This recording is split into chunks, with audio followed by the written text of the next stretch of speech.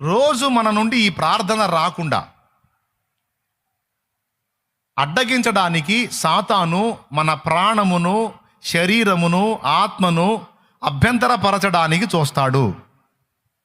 ఇది కీలకమైన విషయం. ఇది అందించాలనే ఈరోజు ప్రేరేపించబడ్డాను.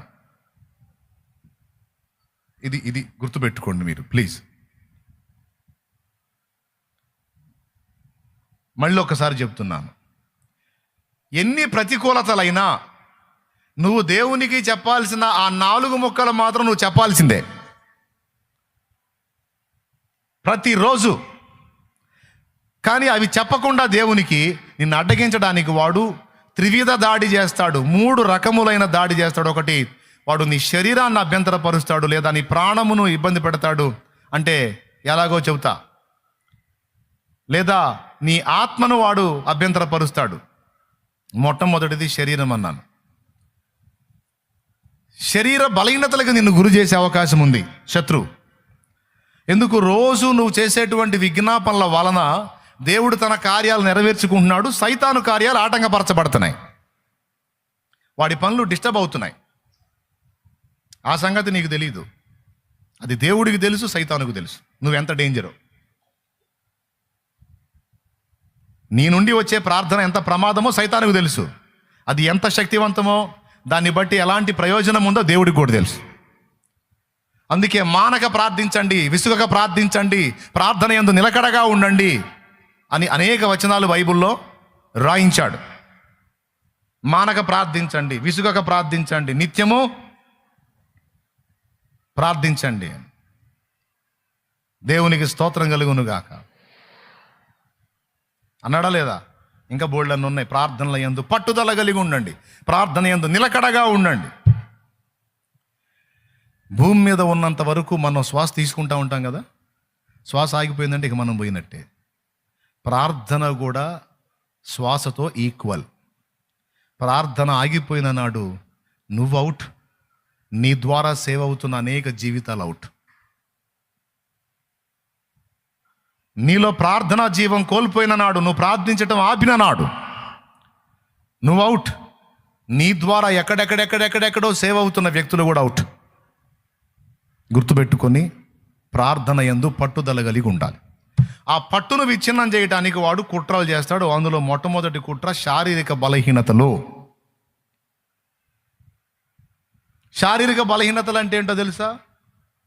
అప్పుడు దాకా నీకు హెల్తీగానే ఉంటుంది, ప్రార్థనలో కూర్చుందాం, దేవునితో గడుపుదామని నువ్వు ఎప్పుడైతే తలపోస్తావో నీ శరీరం నీ కోఆపరేట్ చేయదు.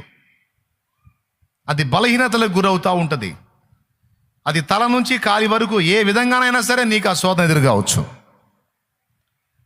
ఎందుకంటే నువ్వు ప్రార్థించి దేవునికి చెప్పాల్సిన ఆ 4 మాటలు చెప్పి నువ్వు పక్కకు వస్తావు, అవేమో బాంబుల్లా పనిచేస్తాయి. అందుకని ఆ 4 మాటలు నీ నోట రాకుండా చేయటానికి నిన్ను బలహీనతల చేత మొత్తటానికి ట్రై చేస్తాడు శత్రువు. దాన్ని గుర్తుపట్టాలి. ఒకవేళ సడన్గా నువ్వు బెడ్ మీద పడిపోయే పరిస్థితి వచ్చిందనుకో, ఆ బెడ్ మీద ఉండైనా సరే నువ్వు అప్పచెప్పాల్సిన మాటలు 4 దేవునికి అప్పచెప్పాలి. సోదరి, అర్థమైందా? ఒకవేళ బెడ్ మీద పడే అంత సీన్ లేదు, మామూలుగానే ఉన్నావు అనుకో, కాకపోతే కొంచెం బలహీనతగా ఉంది, మొండిగా పోయి కూర్చో. మూలుగుతానో ముక్కుతానో సరే ఆ 4 ముక్కలు దేవుని చేతికి అందించు.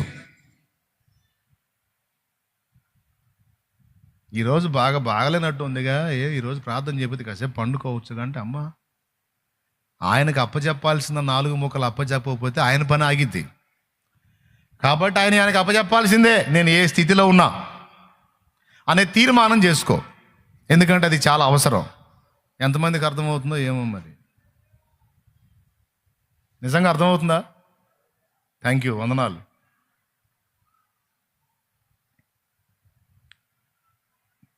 మానసికంగా అలా సిద్ధపడిపోయి ఉండు. ఏ స్థితిలో ఉన్నా సరే నేను అనుదినము మానక చేసే విజ్ఞాపనలన్నీ కూడా అలాగనే చేయాల్సిందే. ప్రతిరోజు నీ పర్సనల్ విషయాలు ఏవైనా కొన్ని ఉంటే నువ్వు కొన్నిసార్లు అడిగినప్పుడు దేవుడు నిశ్చయత ఇస్తాడు. నీకు చెప్పావు కదా చేస్తా, నీకు వదిలేసేదాన్ని, వదిలేసే. ఆ నిశ్చయత నీకు వస్తే, కొన్ని అంతే చేశాను నేను. కొన్ని విషయాల కోసం అలా అడిగాను, దేవుడు నిశ్చయత ఇచ్చాడు, వదిలేశాను. తర్వాత దేవుడు జవాబు ఇచ్చాడు. అవి స్వతంత్రించుకున్నాను ఇప్పుడు. కానీ కొన్ని మానక చేయాల్సినవి ఉన్నాయి.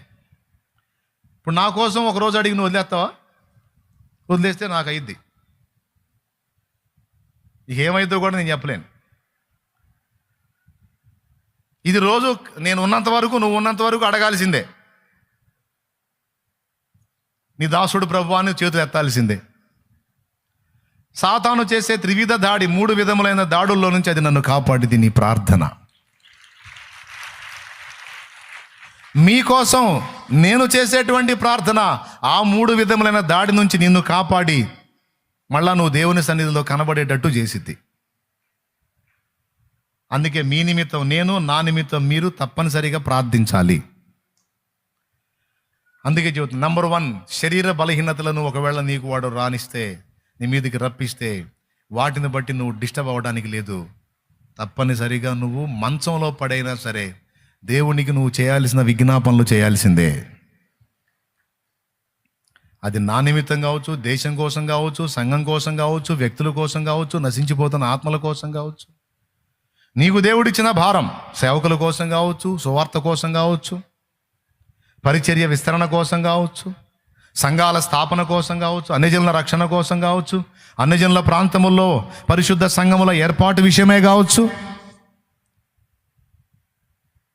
తప్పనిసరిగా నీ ప్రార్థనలో ఇది భాగమై ఉండాలి. అది నీ ఒక సేవగా తీసుకో. నేను ప్రాణంతో ఉన్నా, మూలుగులతో మాట రాకపోతే మూలుగులతోనైనా సరే నేను నా రిపోర్ట్ దేవుని ముందు పెడతానే ఉంటా. రోజు నేను మానను అని నిర్ణయం తీసుకో. 1, శారీరక దాడి జరిగిద్ది, చేయబుద్ధి కాకపోవటం, శరీరం అసౌకర్యంగా అయిపోవటం, అర్థమైందా? ఇవి జరుగుతాయి. అది గుర్తుపట్టి నువ్వు ప్రార్థించటం మానొద్దు. నంబర్ 1. Number 2, mental torture. ప్రార్థన చేయడానికి ఇలాంటి తీర్మానం తీసుకున్న వ్యక్తిని మానసికంగా డిస్టర్బ్ చేయడానికి కూడా వాడు ట్రై చేస్తాడు. అదే ప్రాణమును బాధించుట. ఇది 2వ దాడి. దీనిలోకి వాడు తీసుకొచ్చేది ఏంటంటే, 2వ దానిలో వాడు తీసుకొచ్చేది ఏంటంటే, ఇన్ని ప్రార్థనలు చేశావు, నీ పరిస్థితులు ఏమైనా మారినాయా అంటాడు. నీ కుటుంబం ఏమన్నా బాగుపడిందా? నీ పిల్లలు ఏమన్నా బాగుపడ్డారా? లేకపోతే నీ తల్లిదండ్రుల పరిస్థితులు ఏమన్నా మార్పులు వచ్చినాయా అని వాడు నిన్ను మానసికంగా కృంగదీయటానికి వాడు 2వ పాయింట్ను వాడతాడు. జరిగిద్ది ఖచ్చితంగా. ఒక నిరాశ, నిస్పృహ, నిరుత్సాహం, కృంగుబాటు ఎప్పుడన్నా వచ్చిందా మీకు?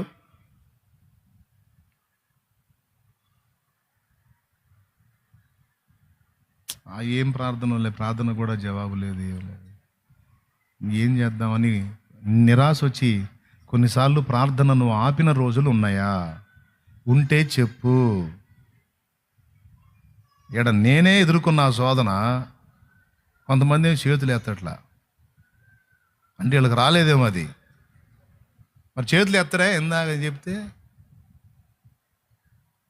నాకు అలాంటి నిరాశ లేవన్నట్టు బిల్డప్ ఇచ్చారే. వచ్చిందా? కొన్నిసార్లు ప్రార్థన చేయకుండా పండుకున్న దినాలు ఉన్నాయా లేవో? అబద్ధాలు ఆడకుండా చెప్పండి. మరి ఏది షో చేస్తారేంది? మరి ఇందాక చెప్పి దేవునికి స్తోత్రం. ఇప్పుడు చెబుతా విను. అది దాడి. నిరాశ ఊబిలోకి దించినప్పుడు వచ్చింది ఈ లక్షణం. అప్పుడు కూడా నీకు తీర్మానం ఉండాలి. కొంతమంది అయితే మరీ దారుణం, సంచి పక్కనే పెట్టుకుంటాడు, నిరాశ సంచి. అందులో నిరాశ ఊబి ఉంటుంది అనమాట. ఎప్పుడు అవకాశం దొరికితే అప్పుడు టపిమని దూకుతూ ఉంటారు ఆ సంచిలోకి. అందులో నిరాశ బాయి ఉంటుంది, ఎగురు దూకుతూ ఉంటారు. ఈ బాయి ఎక్కడో కాదు, ఎప్పుడు ఎనికిడితే పెట్టుకుంటారు సంచిలో పెట్టుకొని. ఏమైనా అర్థమైందని చెప్పింది మీకు? అంటే రెడీగా ఉంటారు అనమాట అందులో దూకటానికి. కొంచెం ఎదురు దెబ్బ తగిలితే చాలు ఏందో అంతా ఇట్ట అయిపోతుంది. ఊరకనే నీరు గారిపోతారు. ఏం బతుకులో ఏమో నాకు అర్థం కాదు అని నేను అంటున్నాను. కానీ నా బతుకు కూడా అదే. స్తోత్రం. కొద్దిగా ప్రతికూలత తగిలిందంటే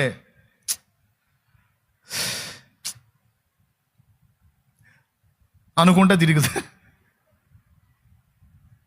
కొన్నిసార్లు విశ్వాసులే బెస్ట్ అనిపిస్తారు. వాళ్ళే ధైర్యం ఉంటే ఏం కాదన్న. మరీ దారుణం. నేనే కదా, నాతో పాటు కొంతమంది ఉన్నారు, సంచి రెడీగా పెట్టుకుని ఉంటారు. కొంచెం అట్లా ప్రతికూలత రాగానే ఓపెన్ చేయటం, ఎగిరి దూకటం దానిలో. అలాంటి వాళ్ళు మీలో ఉన్నారు. నిరాశ అనేది అందరినీ తగిలిద్ది. నిరాశ, కృంగుబాటు, నిరుత్సాహం, నిరాశ, నిస్పృహ అనేవి అందరికీ వస్తాయి. ఇందులో ఎవరో వ్యత్యాసం ఏం లేదు. అందరం ఆదాం సంతాతే, అందరికీ ఆ లక్షణాలు ఉంటాయి. అయితే నేనేం చెబుతున్నానంటే, ప్రార్థన విషయంలో దాన్ని కూడా తావియొద్దు. అప్పుడు కూడా నిరాశ ఊబిలో దిగావను, సంచిలో దిగావనుకో, ఒక మాట అనుకొని బయటికి రా.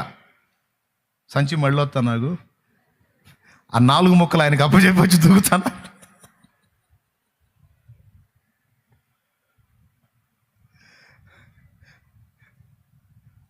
చెప్పు. ఒకసారి బయటికి వెళ్ళి ఆ 4 ముక్కలు, ఎందుకంటే రెగ్యులర్గా చేస్తున్నాను, దీక్ష భూమి చేస్తా ఉన్నాను, అది ఆపకూడదు. కాబట్టి కాసేపు ఈ నిరాశను పక్కన పెడతాను, కొద్దిగా ఆగు, వద్దుగా నాగు అని నిరాశని కాసేపు పక్కన పెట్టి సంచిలోంచి బయటకు వచ్చి, నిరాశ చూపింది దాచిపెట్టుకున్నాక సంచిలో ఏ కొంచెం తేడా వచ్చినా ఓపెన్ చేయడం, దూకటమే కదా. అలాంటిది అన్ని ఉంటే కలిగి ఉంటే బయటికి రా. బయటకు వచ్చి దేవుడికి అప్పచెప్పు. అంత కాకపోతే అప్పచెప్పి మళ్ళీ పోయి దూకు. దేవునికి స్తోత్రం. కానీ దేవునికి ఇవ్వటం, దేవునికి అప్పచెప్పటం మాత్రం నువ్వు మానొద్దు. దేవుని అడగవలసిన సంగతులు మాత్రం పొర్రపాటును కూడా నువ్వు ఆపొద్దు. అది నీకే కాదు, నీ ద్వారా సేవ్ చేయబడుతున్న అనేకులకు నష్టం. అందుకని నువ్వు అది ఆపొద్దు. బాగలేదా, బెడ్ మీద ఉన్నావా, హాస్పిటల్లో ఉన్నావా, అక్కడుండి కూడా మూలుగు. ఆ సంగతులు దేవునికి అప్పచెప్పు. మాట రాకపోతే మూలుగులతోనైనా సరే అప్పచెప్పు. ఆ పనిని మాత్రం ఆపొద్దు. నిరాశ, నిస్పృహల్లో కూలిపోయావా, కాసేపు బయటికి రా. చెప్పు, నిరాశగా చెప్పు, కాసేపు ఆగవే నిరాశ, కాసేపు ఆగు, బయటికి పోయేస్తాను. ఎక్కడికి? ఇంకా లేదు, ఎక్కడ మనకు ఛాన్స్ లేదు. నోరు ముయ్యి, నేను దేవుడికి అప్పచెప్పాలా. సరే, ఆయన ఈగిపోతే చేసేదే ఉందిలే, కానీ ఆయన ఇచ్చిన ఈగిపోయినా ఆయన ఏది ఆయనకి అప్పచెప్పొస్తాను అని రా, బయటికి రా. బయటికి వచ్చి ఆ 4 ముక్కలు అప్పచెప్పావంటే మళ్ళీ నువ్వు అందులోకి పడకుండా నిన్ను నిలబెట్టి ఉంచే అవకాశం ఉంది.